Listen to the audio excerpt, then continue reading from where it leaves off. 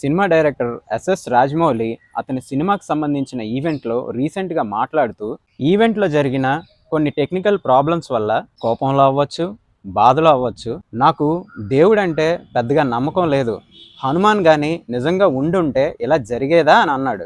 దేవుణ్ణి నమ్మను అని అతను స్టేజ్ మీద చెప్పాడు. మిగిలిన వాళ్ళు చెప్పలేదు అంతే. అసలు దేవుణ్ణి ఎవడు నమ్ముతాడు? మనిషి జన్మ ఎత్తినోడు ఎవ్వడూ నమ్మడు.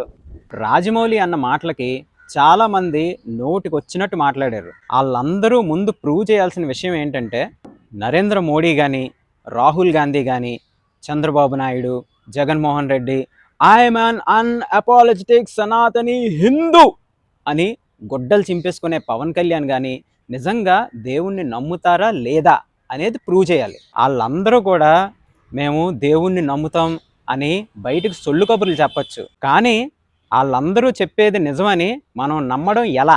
వాళ్ళు నిజంగా దేవుణ్ణి నమ్మితే దేశాన్ని దేవుడు చూసుకుంటాడులే అని వదిలేసి తిండి తెప్పలు మానేసి గుళ్ళోనో, మసీదులోనో, చర్చిలోనో కూర్చొని పూజలు చేసుకోవచ్చు కదా దేవుడికి. లేకపోతే హిందూస్, ముస్లిమ్స్, క్రిస్టియన్స్ అందరం కలిసి దేవుణ్ణి అందరూ నమ్మాలి అనే కొత్త రూల్ తీసుకొద్దాం. అలాగే దేవుణ్ణి నమ్మడం అంటే తిండి తెప్పులు మానేసి దేవుళ్ళకి పూజ చేసుకొని మాత్రమే ఉండాలి అనే రూల్ కూడా తీసుకొద్దాం. ఈ రూల్స్ పెట్టిన కొన్ని రోజులకి రూల్ పెట్టినోడు పోతాడు, రూల్ ఫాలో అయినోడు కూడా పోతాడు. ప్రపంచంలో ప్రతి మూల, ప్రతి ఒక్కడు మాట్లాడే ప్రతి దానికి ఎవడో ఒకటి మనోభావాలు దెబ్బ తింటూనే ఉంటాయి. అలాగని నోరు మూసుకొని ఉండలేం కదా, ఇది కూడా అంతే. మనోభావాలు, బొక్క, బోషానం ఇవన్నీ పక్కన పెట్టి రియాలిటీలో బతికితే ఎవ్వడికి ఏ ప్రాబ్లం ఉండదు.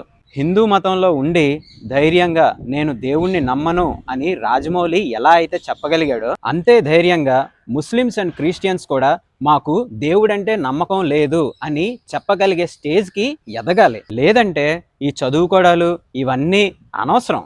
This is Balaji Kocharla. My content will always be hard hitting, fascinating and exciting.